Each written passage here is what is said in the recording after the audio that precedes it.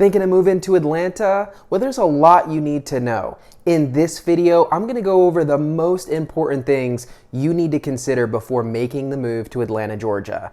And that's coming up right now.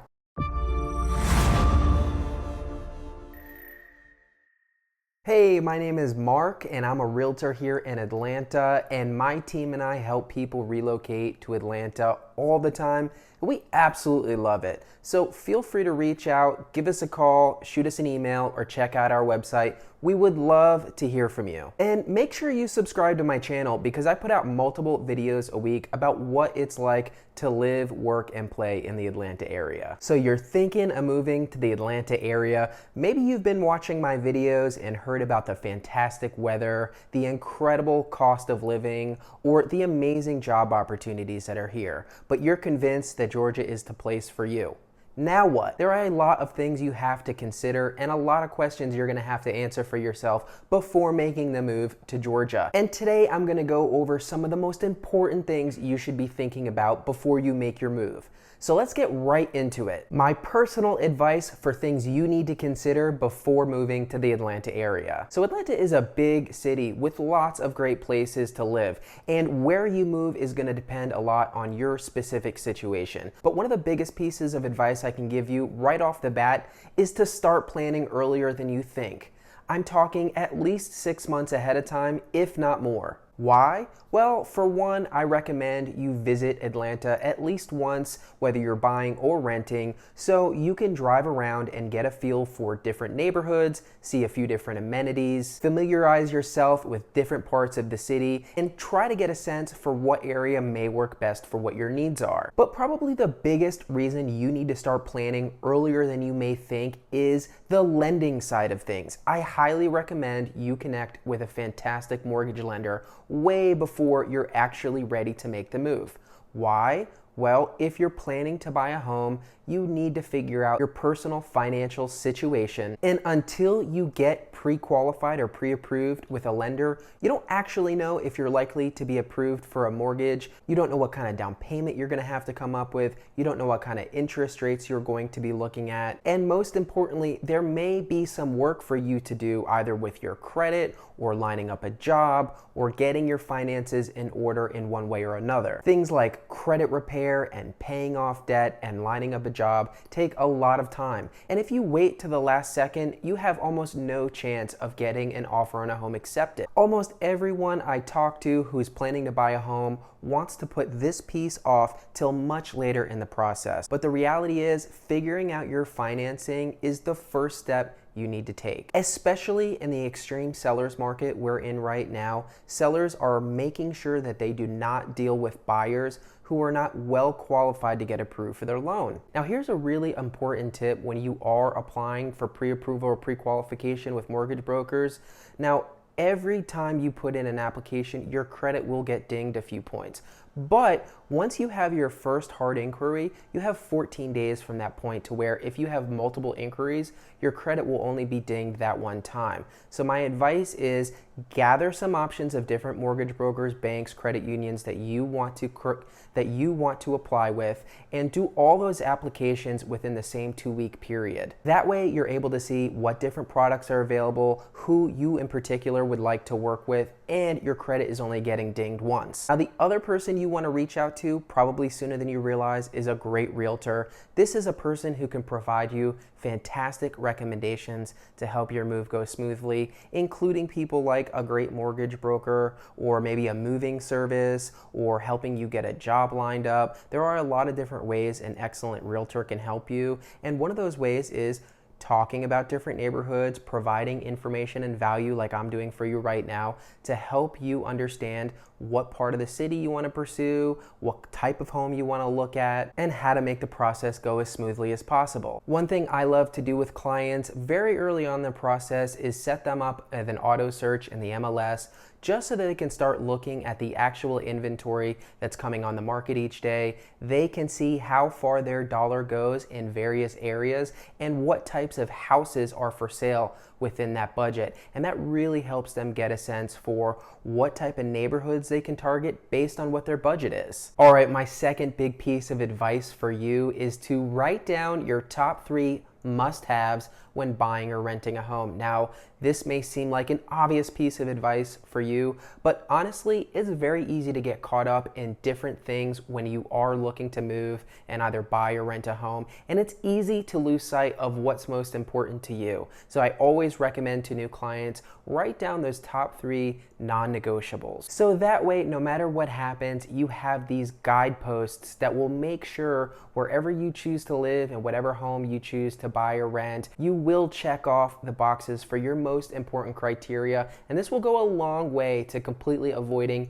any buyer's remorse. I would hate to see a client get everything they were looking for a home except for the most important factors that for some reason they lost sight of along the way. So what are these questions you should be asking yourself, and what are some of the most common criteria that guide folks looking to move? I'm just gonna go over a few of those real quick. One of the ones I hear all the time is I need to be about 30 minutes or less drive from where I'll be working. So figuring out your job and where you'll be will be one of the biggest ways to hone in on specific neighborhoods or parts of the city or what suburb you'll need to be. This is going to really limit the amount of places you want to look, which is great because you cut out a lot of the bad options. Another one is I need to be near great schools. Obviously, people with families or planning to have families, schools are a very important factor. Well, not being in areas with bad schools is going to eliminate many neighborhoods for you in the Atlanta area. And I'll talk more a little bit later in the video about where you should look if you are looking for good schools. But if this is an important criteria for you, right off the bat, it's going to eliminate a lot of metro neighborhoods, a lot of neighborhoods in South and West Atlanta. You're probably going to want to cross off your list. You're probably going to want to be looking towards the downtown Decatur area or in one of the suburbs to the north.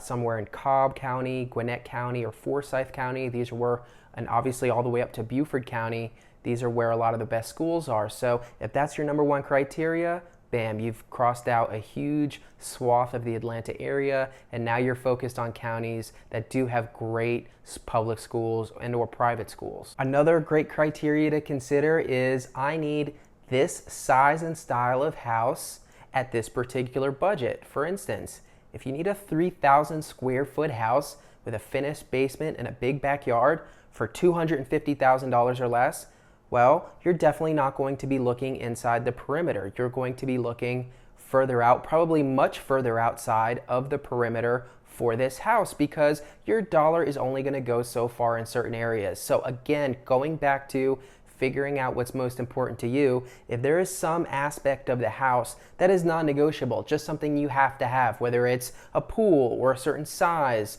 or a basement or a type of house, well, pairing that with whatever your budget is going to eliminate a lot of areas and highlight the neighborhoods that you should really look at. All right, my third big piece of advice for you if you're considering moving to the Atlanta area is asking yourself, should I rent or should I buy? This is probably the most common question I get.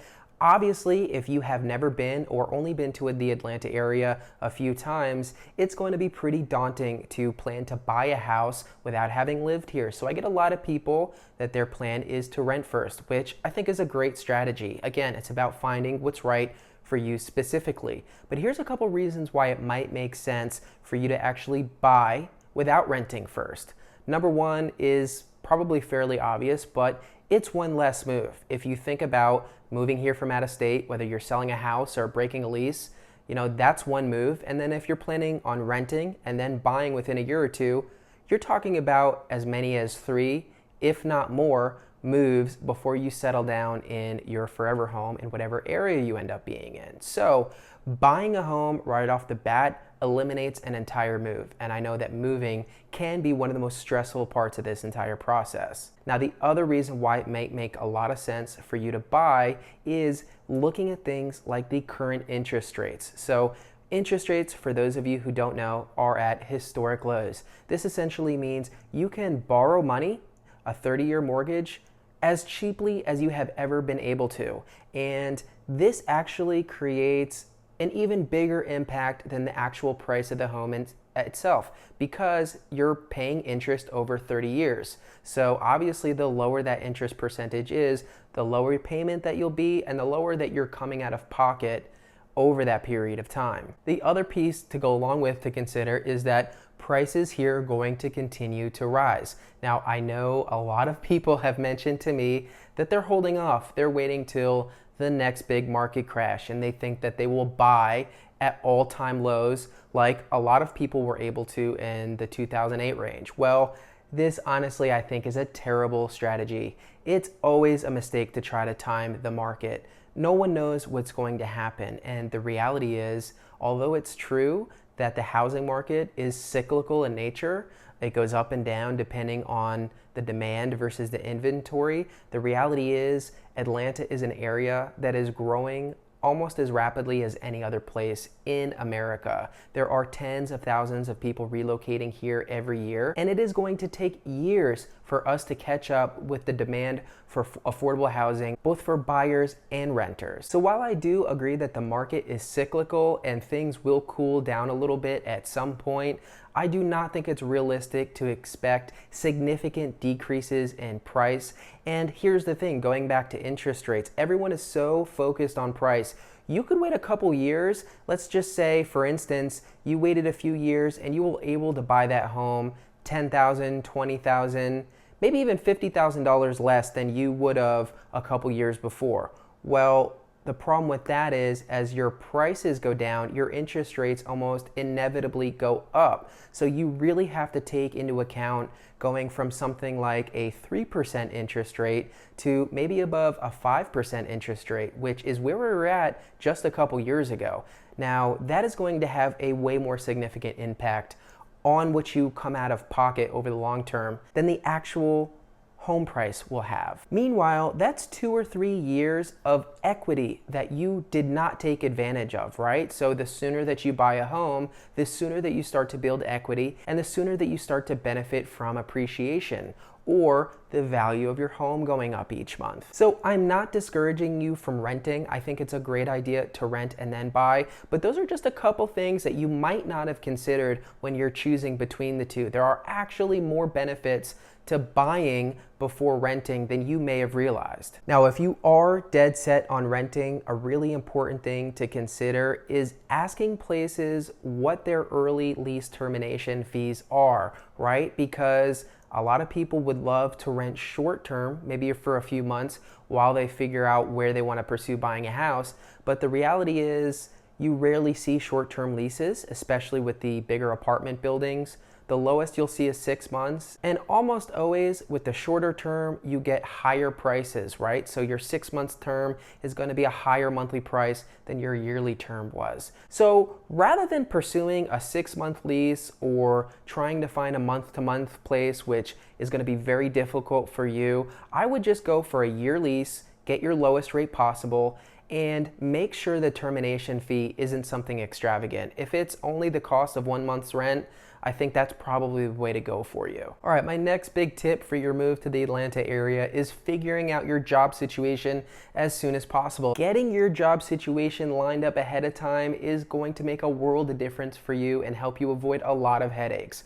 One reason is to get approved for a mortgage, you're often at the very least going to need a letter of intent. So if you don't have a transfer in your situation, if you don't have a job lined up, you are definitely going to need at least a letter of intent from an employer saying that they will hire you on a certain date to get approval for that mortgage. And of course, the other big benefit of this that we just talked about is once you know where this employer is, assuming that you'll need to be in a certain distance from them, you'll really be able to focus in on the neighborhoods that fit that criteria that you're looking for based on where you'll be working. So just a brief rundown for you. The dominant job sectors in the Atlanta area are as follows: healthcare, finance, manufacturing, media and communications, film and television, and logistics. So if you're in one of those fields or want to be in one of those fields, there's going to be a lot of opportunity for you here in Atlanta. Some of the biggest companies that are headquartered here that you could pursue for a job would be as follows: the Home Depot, UPS, Coke,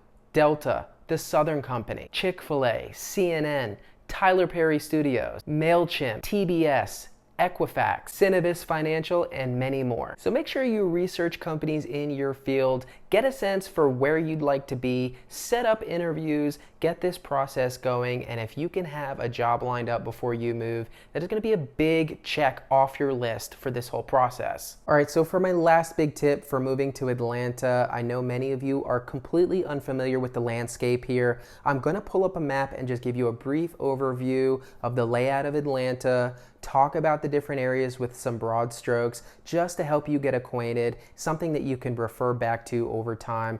And I've done this more in depth. I have a video called The Best Neighborhoods in Atlanta where I spend more time talking in detail about the different quadrants of Atlanta. I'm going to pull up a map here at Atlanta and we're just going to go over together to help you get acquainted with the area. All right, so I have a map pulled up of Atlanta and I'm just going to go over some broad strokes for folks who are very unfamiliar with the area here. So you see we have Atlanta, you have actual metro Atlanta here, but for locals, we really refer to this circle that 285 makes around the city.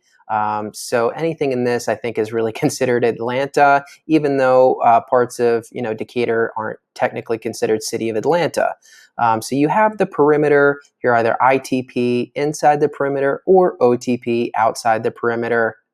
Obviously, inside the perimeter, you're going to have more of a metropolitan city vibe. You're going to be closer to a lot of the more famous amenities in Atlanta. There's going to be more traffic. Crime is going to be a little higher, usually, and the schools are going to be a little lower quality. Usually, that's not always the case. So the major highways that we have here in Atlanta, really 285, which I said circles the city, 20, which bisects the city, and then you have 75, 85, which splits as you head north up through Atlanta, 75 going towards the west side and 85 going towards the east side north of Atlanta. All right, so let's use some broad strokes to help you understand what Atlanta is like. Let's look at our in-town living experience first. So we're going to zoom in here. So in my Neighborhoods of Atlanta video, I talk about 4 quadrants, 1, 2, 3, 4, using 75, 85, and 20 kind of creates a cross, and you see these different quadrants. So like I said, some of your best areas where the most money is, the best schools, the bougiest areas are going to be in North Atlanta. So we're talking about, areas like Midtown, Buckhead, up through Brookhaven, and North Druid Hills. These are very nice areas. If budget isn't as much of an option for you, you may want to look here. All of these areas right here, some of the best inside the perimeter. There are other good areas inside the perimeter though. For instance, East Atlanta, there are a lot of great places. Love Decatur. I've said before, downtown Decatur, Decatur Public Schools are the best in the city. So if you need to be in town, but schools are important, you're probably going to want to be looking in that area. Now, a lot of the hip areas, if you're a millennial, you want to be in the action, maybe you're single, you want to meet people, and you want a lot of things to do throughout the week and on the weekends, you're probably going to want to be in this area. Now, something that's important we haven't talked about is the Beltline. This is a huge amenity that a lot of people want to be near. So it's a system of walking and biking trails that forms a circle inside the perimeter of Atlanta. So if you're a young person, if you're a millennial, or if you're just a person who wants to be in the city, in the hip neighborhoods, you're going to want to look at one of these areas that is near the Beltline. So some of the best would be Inman Park, Old Fourth Ward, Edgewood, Kirkwood, Reynoldstown, Ormwood Park, Grant Park. These are probably the best in-town hip neighborhoods that you'll find in Atlanta. Now, if you go to the west, there's some great opportunities for folks who fit this criteria, but maybe their budget is a little tighter. So I've talked about areas like the West End, Westview, Ashview Heights, and all the areas that are near the Beltline on the West Side Trail. There are also very dangerous neighborhoods in this area. So you see Bankhead here. So all these neighborhoods that are just north of Joseph E. Boone Boulevard, maybe areas that you want to avoid. Maybe they're not. But there's a lot of good places for younger people or for people who want to be in the heart of the action on the west side and, of course, the east side. South Atlanta can definitely get a little rough. I like South Atlanta down to Sylvan Hills. And then a lot of these areas in here, it's a mixed bag. You have to go to the area and kind of get your intel on the ground, go street to street, subdivision to subdivision because things change very quickly. But I like neighborhoods like East Point, College Park, and Hapeville. I've talked about these areas before. Very close to the airport, lots of economic development in these areas. So if you're looking for an investment property or you hope to turn your home into an investment property at some point, this could be a great area to look. So South Atlanta does have kind of a bad rap, but I think there's great opportunity in South Atlanta. Obviously, your prices are going to be lower here than the other areas we've talked about. Going up to West Atlanta, again, a mixed bag. Close to the Beltline, I think they're very viable options, but there's also a lot of areas that you want to avoid. So again, it's about what your budget is, what your tolerance is for how far along the neighborhood is, what's very important to you. But those are the broad strokes being inside the perimeter. So let's paint with some broad strokes outside the perimeter. OTP, kind of the same story. Some of your best suburbs are going to be just north of the perimeter here, and I've talked about these. Alpharetta, Johns Creek, Milton. These are where some of your best schools, a lot of the money, some of those popular places to live in Atlanta are. You can see going up to around here, you're only going to be about 30 to 45-minute drive into the city, so very convenient. And you have a head start heading up north to the Georgia mountains. Does not mean there are not great areas to the east, south, and west of the perimeter as well. It's just going to depend on what you're looking for and what your budget is. So a lot of these areas to the northwest and the northeast I would describe as working class, good prices, decent schools, decent crime, great areas to live. I love areas like Norcross, Lawrenceville, Lilburn, Tucker, Peachtree Corners. They are a great blend of good areas where there's still some decent value. Now, as you go south, things can, they don't have to, but they can get a little bit more dicey, but there are still great places to live out here. So, and there's also tremendous value. So looking at Snapfinger to the east of the perimeter, going through Forest Park and Riverdale. I've talked about Union City and Fairburn. So these areas are a little bit lower income, but in terms of how far your dollar can go, they're absolutely tremendous. So going to these neighborhoods, seeing how you feel comfortability-wise, seeing how far your dollar goes, I would not cross these off your list. It's just about different areas for different folks, different strokes for different folks. Same thing going to the west of the city, areas like Douglasville, Lithia Springs, Mableton, a little bit on the lower income side.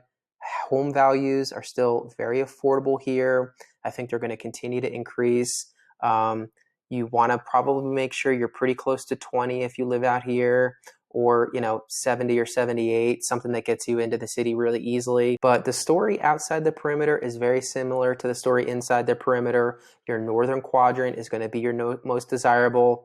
And all of these quadrants to the west, south, and east, it's a very mixed bag. I'd probably put north at 1, east, really northeast at 2, probably west 3, and then south 4, just in terms of desirability, safety, just money that's in the area, which may or may not be important to you. I'm not judging any of these areas. I love Atlanta, and I think they are fabulous places to live in each of these different areas. But again, considering distance, as we go out here from Douglasville and make a circle through Alpharetta, Snellville, Fayetteville, that's about your 45 minutes to an hour circle depending on traffic. So, if you need to be that close to the city for whatever reason, those are the outer boundaries of where you should be looking.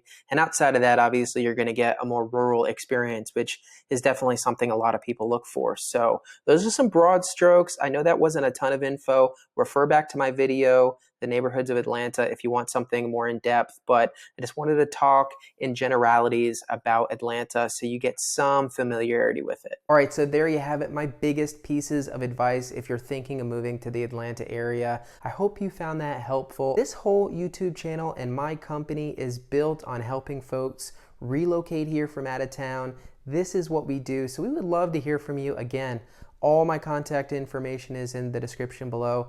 So thank you so much for watching. Make sure you hit subscribe, and I'll see you next time.